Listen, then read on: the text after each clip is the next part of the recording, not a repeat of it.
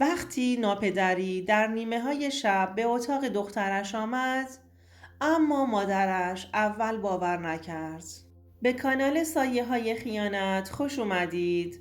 ما در اینجا سرگذشت واقعی افراد رو روایت می کنیم. افرادی که مدتها نتونستند اونها رو به زبون بیارند و این کانال به اونها امکان رو میده که تجربیات تلخ زندگی خودشون رو با شما در میون بذارند و ممنون از شما که با شنیدن سرگذشتشون ما رو همراهی میکنید. منیژه هستم، تک دختر خانواده. از موقعی که خودم رو شناختم پدر و مادرم مدام با هم جنگ و دعوا داشتند. روزی نبود که تو خونمون با هم بحث نکنند.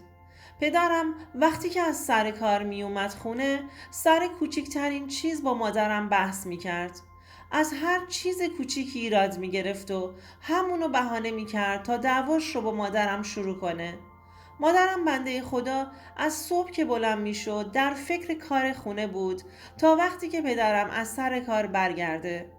از صبح درگیر غذا درست کردن و شستن و تمیز کردن خونه بود. خیلی کم پیش می اومد وقت خالی پیدا کنه و به خودش برسه. دوستای مادرم همشون اهل تفریح و خوشگذرونی بودند. اما مادر من خودشو وقف زندگیشو بچش کرده بود. من 8 ساله شده بودم که دعوای پدر و مادرم به حدی رسیده بود که مادرم دیگه طاقت نیاورد و وسایلهاش رو جمع کرد و برای چند روز رفت خونه پدر بزرگم.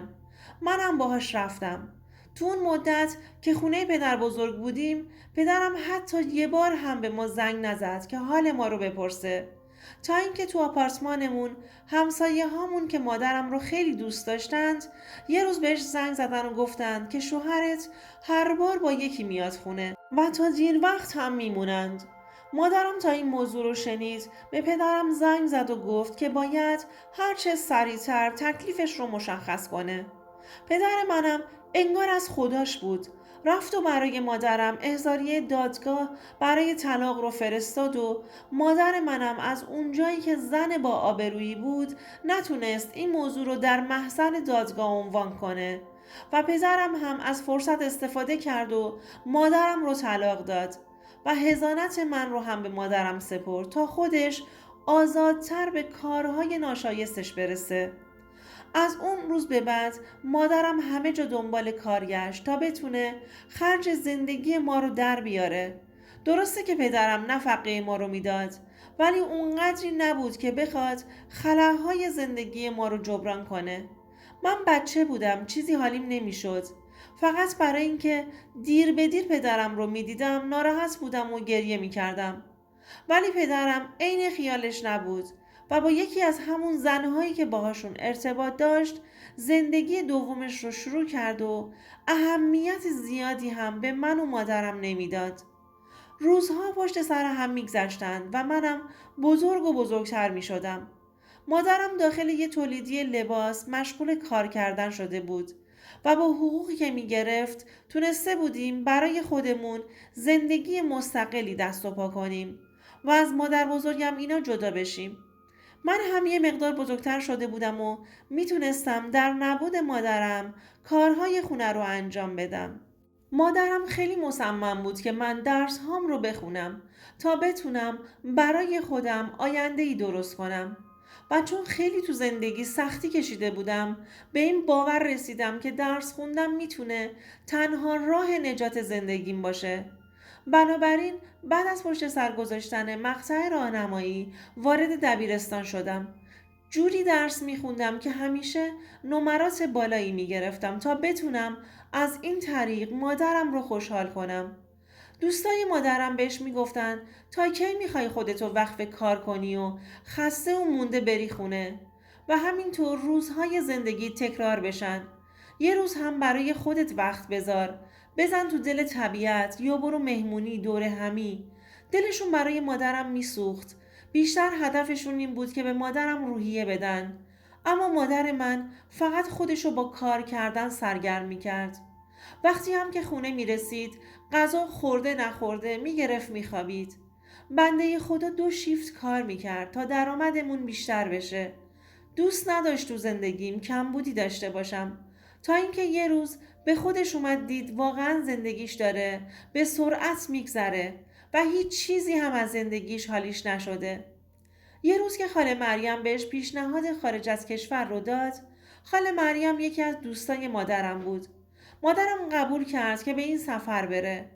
منو هم پیش پدر بزرگم گذاشت و خودش با دوستاش به اتفاق هم به ترکیه رفتند. مامانم خیلی تو این سفر خوشحال بود. انگار دوباره متولد شده بود. احساس می کردم این سفر برای روحیش لازم بوده. تو فیلم هایی که با گوشیش برام می گرفت و می فرستاد کاملا حسش می کردم. بعد از جدا شدنش از پدرم هیچ وقت انقدر شاد و خوشحال ندیده بودمش. وقتی برگشت انگار ورق زندگیش عوض شده بود. مادرم دیگه افسرده و ناراحت نبود. خوشحال بود و میخندید. گهگاهی هم گوشیش زنگ میخورد و پیام میومد. تا ازش میپرسیدم کیه که تماس میگیره میگفت دوستام هستند و سری گوشی رو جواب میداد. از خوشحالی مادرم خوشحال بودم و دلم میخواست همیشه تو همین حالت بمونه. تا اینکه یه روز بهم گفت دیگه نمیخوام برم سر کار. گفتم مامان پس خرج زندگی رو چیکار کنیم؟ گفت خدا بزرگه یه چیزی میشه. از محل کارش خیلی باهاش تماس گرفتند ولی رفت و باهاشون تسویه حساب کرد و دیگه نرفت سر کار. وقتی که برگشت و ناهارمون رو خوردیم گفت اگر برای من خواستگار بیاد تو ناراحت میشی؟ خشکم زده بود.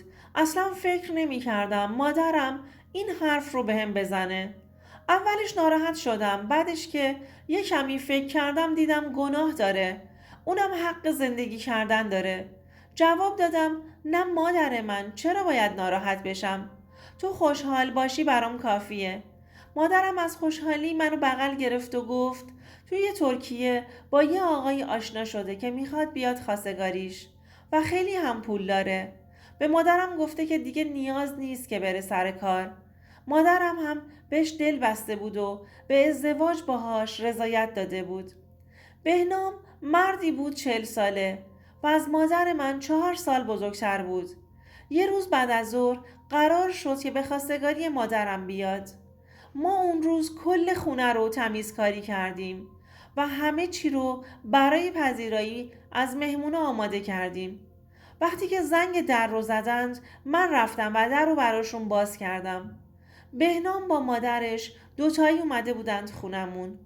از قبل بهنام با مادرش صحبت کرده بود که مامانم از همسر قبلیش به دلایلی جدا شده و یک دختر هم داره.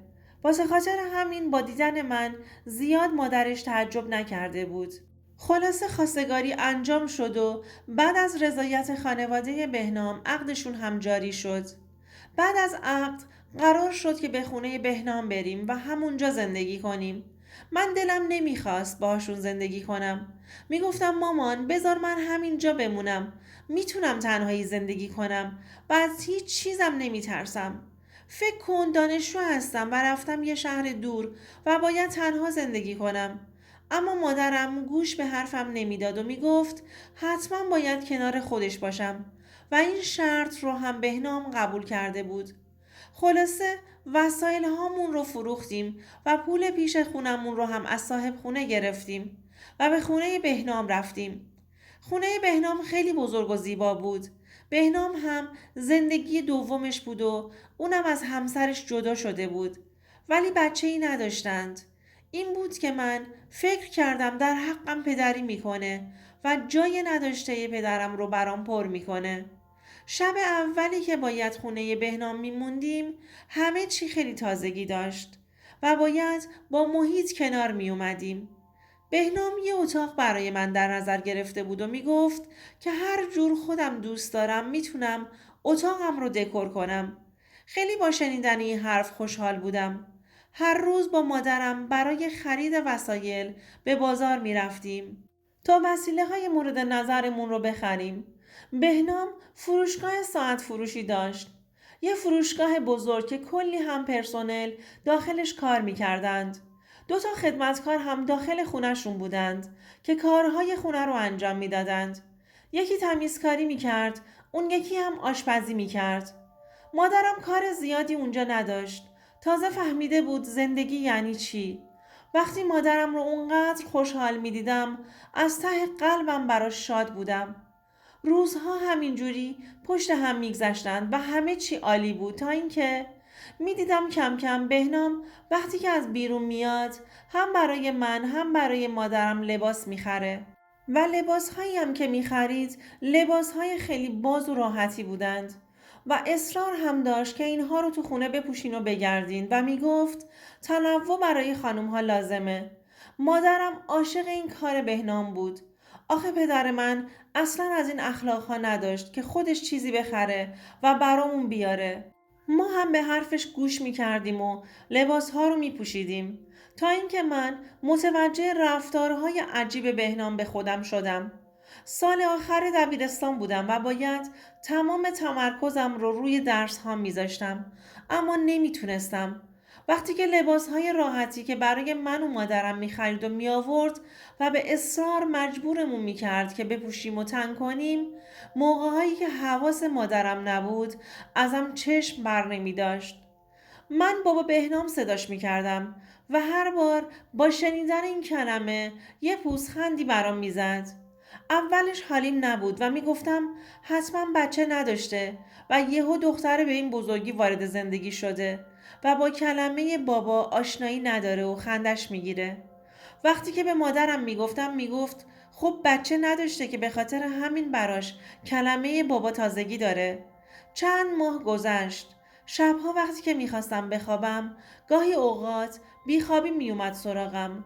بیدار میموندم و برای خودم آهنگ گوش میکردم یا فیلم میذاشتم و نگاه میکردم. اتاقم رو طوری درست کرده بودم که تو رویاهام همیشه بهش فکر میکردم. هر چیزی که لازم بود اتاق یه دختر داشته باشه بهنام برام خریده بود. حتی یه کارتش رو هم به مادرم داده بود که هر چیزی که دلش میخواد واسه خودش بخره. چند شب احساس کردم یکی میاد پشت در اتاقم، چند لحظه میمونه و برمیگرده. اما فکر میکردم که خدمتکارا هستند. شاید چیزی یا کاری دارند و پشت در دارن انجام میدن و بعد میرن. یه روز تصمیم گرفتم که وقتی قبل نهار دارن تو آشپزخونه غذا درست میکنند ساعت خوابشون و اتمام کارشون رو ازشون بپرسم. پشت ویلای بهنام یه سویت بود. اونجا شبها رو میگذروندند. سوئیس با خونه کلا مجزا بود. وقتی که ازشون پرسیدم گفتند بعد از شستن ظرف‌های شام و تمیزگی نهایت ساعت 12 شب میرن سمت سویت خودشون و تا ساعت 6 صبح هم داخل ویلا نمیان. ترس برم داشته بود. خواستم به مادرم قضیه رو بگم اما نمیخواستم نگرانش کنم. گفتم شاید توهم میزنم. روزها همه چی خوب بود. من هیچ علائم مشکوکی نمیدیدم جز نگاه کردنش که گاهی خیره به هم میموند. یه هفته گذشت. دوباره همون سایه و همون حس رو پشت در خودم احساس میکردم. چراغ‌ها رو خاموش کرده بودم و خودم رو به خواب زدم. از اون شب به بعد سعی کردم در اتاقم رو شبها کلید کنم تا اینکه متوجه شدم که دستگیره در به آرومی داره میاد پایین. ولی چون در قفل بود نمیتونست بیاد تو. از ترس عرق کرده بودم. میدونستم مادرم نیست چون اگر بود حتما صدام میزد که در رو براش باز کنم. اون وقت شب جز من و مادرم و بهنام کسی تو خونه نبود. شکم به یقین رسیده بود که این حتما بهنامه. اما چرا پشت اتاق من اون وقت شب این اتفاق ساعت 3:30 تا 4 صبح برام میافتاد؟ داشتم سکته میکردم. میخواستم بلند فریاد بزنم که کی پشت دره، اما خودم میدونستم که بهنام هستش و اما دلیل کارش رو متوجه نمیشدم. آیا میخواست بهم سر بزنه که خوابیدم یا نه؟ بالاخره صبح شد و قبل از هر چیزی بدون اینکه سر میز بشینم و با مادرم و بهنام صبحانه بخورم زدم از خونه بیرون که برم مدرسه. مادرم پشت سرم اومد و گفت چرا گرسنه داری میری؟ گفتم امتحان دارم و باید زودتر خودم رو به مدرسه برسونم. نمیخواستم مادرم رو نگران کنم اما دلم میخواست زودتر از اون خونه دیگه برم. نمیخواستم بمونم چون شبها برام به کابوس تبدیل شده بود. اونا هنوز 1 سال هم نبود که ازدواج کرده بودند و من توی اون خونه همه چی داشتم جز شبها آرامش. نمیدونستم به کی بگم، با کی مشورت کنم. دلم میخواست مادرم در مورد قضیه متوجه بشه، اما طاقت غم دوباره توی چهرش رو نداشتم. اون روز بعد از مدرسه رفتم سمت باشگاه. خواستم که اونجا انرژی بگیرم تا روحیم رو حفظ کنم. وقتی که برگشتم خونه، بهنام هم تازه رسیده بود. رفتم تو اتاقم. اول یه دوش گرفتم. من توی اتاقم حمام مجزا داشتم. اونقدر که خسته بودم سریع رفتم یه چیز توی آشپزخونه خوردم و رفتم که بخوابم. ولی اونقدر که خسته بودم یادم رفت پشت در رو قفل کنم. بوم هم میترکید بیدار نمی شدم. نیمه های شب دیدم یکی داره تنم رو لمس میکنه. فکر کردم تو خواب هستم، اما خواب نبودم. به زور چشمام رو باز کردم. چیزی تنم نبود و بهنام داشت به هم دست درازی میکرد. سرم گیج میرفت. تنم بی‌حس بود. دلم میخواست بلند شم اما نمیتونستم. میخواستم فریاد بزنم. بازم نمیتونستم. انگار مثل مرده های متحرک شده بودم. یهو تو ذهنم متوجه شدم قبل از خواب تشنم شد و من از پارچی که کنار تختم بود یه لیوان آب خوردم. حتما توی اون آب یه چیزی بوده که حس بلند شدن رو ازم گرفته بود و به زور تونستم دستم رو بالا بیارم و هلش بدم عقب، اما دستم رو پس زد و هر کاری که دلش میخواست با هم انجام داد. فقط از چشمام اشک میریختم. خودمم نفهمیدم تو اون آب چه دارویی بود که این شکلیم کرده بود. بعد از اینکه کارش با هم تموم شد خیلی سریع لباسش رو پوشید و از اتاقم بیرون رفت. بهنام به مادرم با دخترش خیانت کرده بود و از دست من هم هیچ کاری بر نیومد. فقط در سن خیلی کم عفتم رو از دست داده بودم و ناخواسته به مادرم خیانت کرده بودم. فردای اون روز وقتی همه چی از سرم پرید از سر جام بلند شدم و به حمام رفتم. فقط گریه می کردم. رفتم پیش مادرم و ماجرای دیشب رو براش تعریف کردم. اما مادرم فقط به هم نگاه می کرد و می گفت حتما خواب دیدی. اصلا باورش نمی شد که این اتفاق برام افتاده. می گفتم مامان باور کن. چند وقتی که می دونستم. فقط دیشب در اتاقم رو نبستم. اونم یادم رفت که این اتفاق برام افتاد. اما بهنام انگار نه انگار. اون روز خیلی شاد و سرمست بود و همش می گفت و می خندید و من فقط تو فکر بودم. مامانم که منو پشت هم افسرده میدید منو پیش دکتر زنان برد. بعد از معاینه وقتی که دکتر به مادرم حقیقت امر رو گفت و تایید کرد تازه مادرم متوجه شد که چه بلایی سرمون اومده. اما بازم فکر میکرد که شاید کسی دیگه‌ای با هم این کارو کرده. هر چقدر قسم خوردم که بهنام این کارو کرد در آخر با قسمم به جون مادر بزرگم تازه مادرم به این باور رسید که کار بهنام بوده. وقتی به خونه برگشت کلی داد و فریاد کرد و با بهنام زد و خورد کرد. اما بهنام هر دومون رو از خونه بیرون انداخت و گفت دیگه نمیخواد با مادرم زندگی کنه.